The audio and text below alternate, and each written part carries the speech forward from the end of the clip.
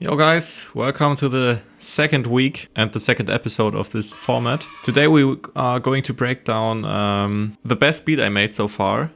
Not in my entire life, but the best West Coast beat I've made. I've had some interesting ideas that I can share with you. Yeah, I think it's gonna be a good video today. Hopefully you can take something out of this for your own productions.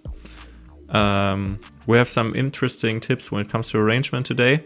But before we go into that, I think what we're gonna do now every week is we're gonna have a look at what happened the week before. The videos are always gonna come on Sunday, so we're not gonna speak about the week we're talking about is for you guys 2 weeks back. We had quite some plays on BeatStars. We didn't make a sale. I very rarely, if I've made one sale on BeatStars so far. Yeah, we didn't have any direct sales, but actually I'm not that worried about that right now. I think we're gonna just focus on making perfect beats until I planned on April, but let's see how that goes. And then we're gonna start reaching out to artists on Instagram. I'm gonna take you, we're gonna do all that together when the time's right. So let's head over to YouTube. On YouTube we have had some beats that worked out pretty nicely. We've had some beats with 400 views, but most of them didn't perform that well. What I've noticed is that the saxophone beats work quite well actually. So all the beats which use a jazz saxophone perform pretty nicely.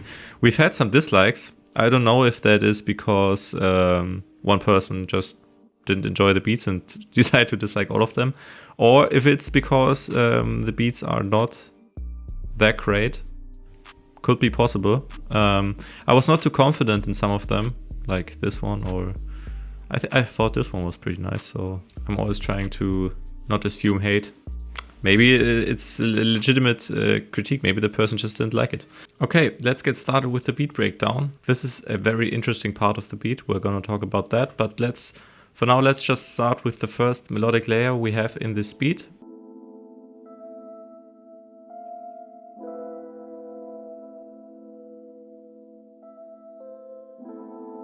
That's an electric piano from Analog Labs. But it's not really from Analog Labs. It's a third-party library made by Prod by Infinite and Lifestyle did it. Summer Nights 2. I can wholeheartedly recommend this preset bank because it has some very fire keys, pianos, electric pianos, and it just cost me $8. So that was a very good purchase in my opinion. So if you're also into West Coast beats, check that out. Let's look into the effects that I added to this. Honestly, we did not add too much. We just added some RC20 retro color. It just makes it sound a little bit warmer. Then we just added some Delay Eternity by Arturia. And then we added some equalizer. Yeah, and that's that for the first layer. Let's listen to the second layer.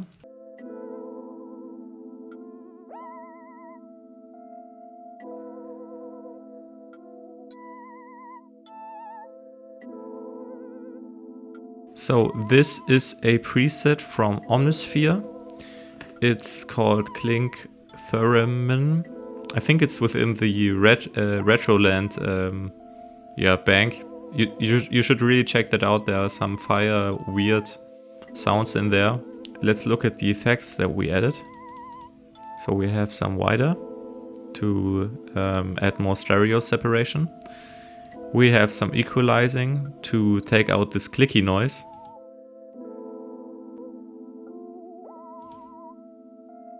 Then I added some compression to make the loudness of the melody constant. And then I added some reverb. And that's that. Let's take a look at the pattern. It's pretty simple.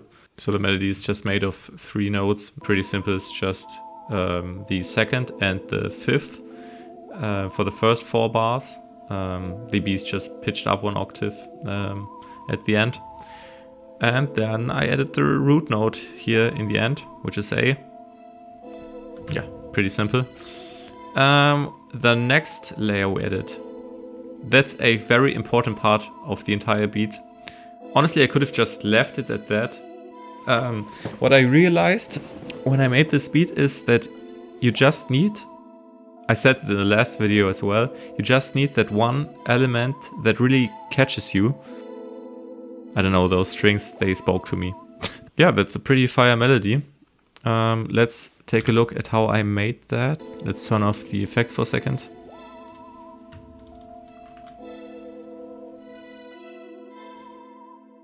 I would love to tell you the terms, like that's a flat or that's a diminished chord, but I don't think that's a chord. I think a chord has to be made of 3 or more notes. So technically, I don't think that's a chord. Yeah, you can just take a look at that. And I can tell you which notes sound fire. So with West Coast beats, like the root note and the 2 notes above the root note always sound pretty good. The 5th is pretty fire most of the time, and then you can just play around with the other notes. But as you can see, I only use the 1st, the 2nd, the 3rd, and the 5th note in the scale. So play around with those notes. We are gonna go into the effects. I have way more knowledge when it comes to the mixing. So we added some wider. It's a free plugin, by the way. I think it's no, it's not. Then I added trash, which I'd recommend to you guys out there. It's not a free plugin, but it's very versatile. I'm not gonna go into how this plugin works. Maybe that's something for another video. But let me just tell you that it's the only distortion plugin you really need, because it's that good. Yeah, let's listen to the melody with and without the distortion.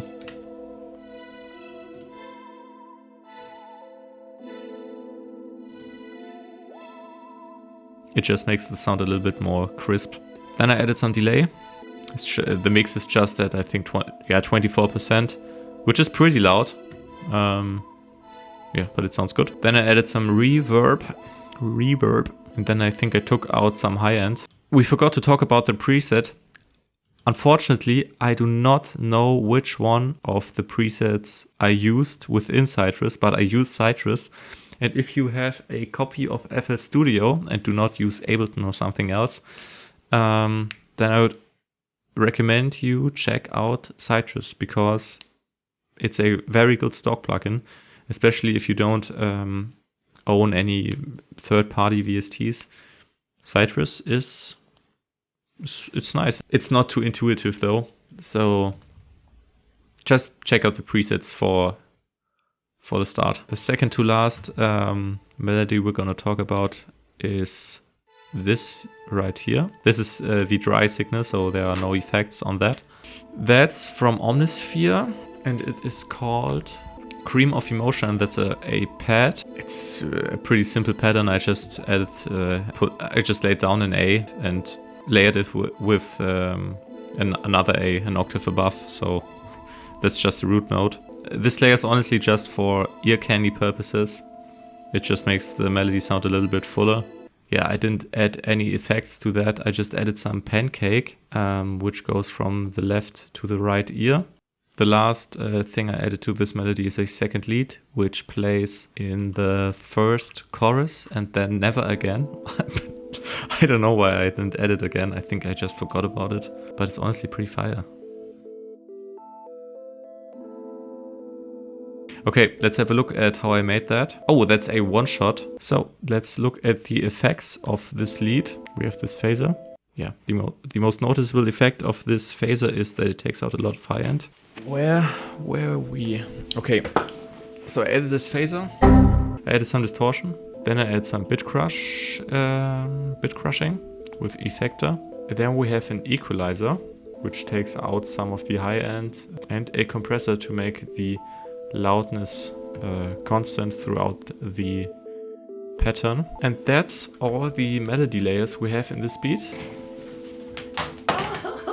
Okay, and now here's where the magic happens. All the melodies go into this mixer channel, and I added some effects just to make the entire melody sound a little bit cleaner. I added some distortion, some slight reverb, a little bit of distortion. And here's where the magic happens. I have this resonance, I think you call it resonance, which slides over the entire frequency spectrum. And here's how I did that. You can add a empty pattern into your playlist. And then what you want to do is you are going to go to the equalizer. I pulled up this node right here, made it a little bit more narrow. So I put the Q up. And here's where the magic happens. I played with this knob a little bit. Then I went into tools, macros. Where is it? Oh, no, it's here. You want to click into tools, then last tweak, and then link to controller. And then you want to turn any knob you have on your keyboard. I'm just going to do it now. And it links the knob with this right here. So what happens is you have this automation that you can record by clicking right click on the record button and make sure that automation is checked. And then you just wanna click on play. And as you can see, when you look into pattern 17, it just records that. Fire. You can make some pretty unique stuff with this little trick. And honestly, the possibilities are endless. You can do that with distortion. You can do it with phasers, reverb. Your own creativity is the limit here. And it leads to a pretty unique sound.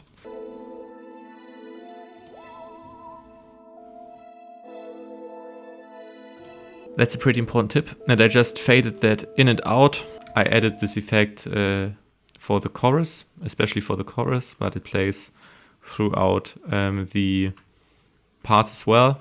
And it just helps give a little bit more variety to the beat. And that's that. Okay, let's just speak about drums and bass.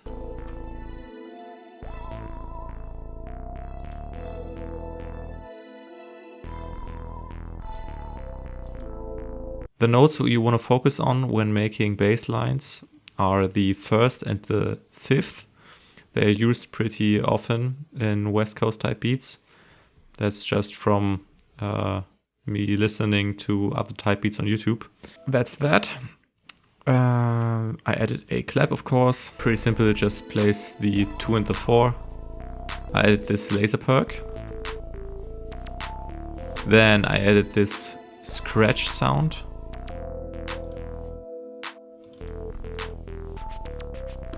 I pitched it down a little, just a side note. Then we have a tambourine.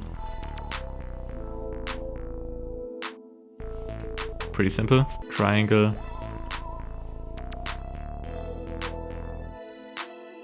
Nothing too special going on here. Hi-hat. Am I going to give away the hi-hat source? Yes, I'm going to give it away. You want to set your hi-hat to cut itself. Then you click in any note you want. Click Alt and U. And then you want to check the patterns. And it leads to some pretty unique hi-hat rolls. So check that out. That's what I did for this hi-hat roll right here and the hi-hat roll right there. I can recommend the opaque settings, and the pyro settings are pretty fire. The Mimi settings are pretty good for hi-hat rolls and any other drum roll. I very rarely, if ever, use the other settings, but you can play around with them as well. I'm not saying that they are bad. I just don't use them. Yeah, and then I just added a kick.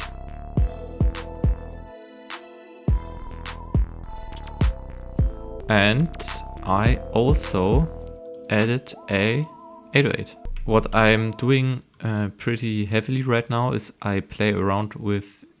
so you can see that's a pretty wide frequency spectrum that this 808 plays. As you can see, I just use... I just use the first and the fifth note of the scale. Yeah, well, just fuck that explanation. What I'm trying to say is that I'm just using the first and the fifth note in the scale, but as I'm alternating between different octaves, it gives a lot of variety to the 808 pattern, even though we are just using 2 notes. Yeah.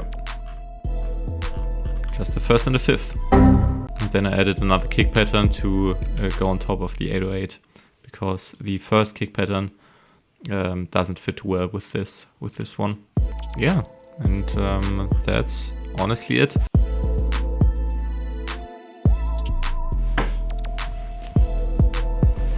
Fire. It makes me want to move my feet. That's it for this video. I hope you enjoyed. I will not enjoy cutting this video because I struggled explaining all this stuff. So I hope you appreciate the hard work I put into this. it's honestly, I'm done. My brain is, I can't even form a coherent sentence anymore. Let's just call it a day. If you like this video, consider leaving a like and subscribe to the channel. Check me out on Instagram. If you want to listen to the entire beat, you can check out the description. You will find a link to my Typebeat channel there. And I think that's that. Great. Okay. Bye.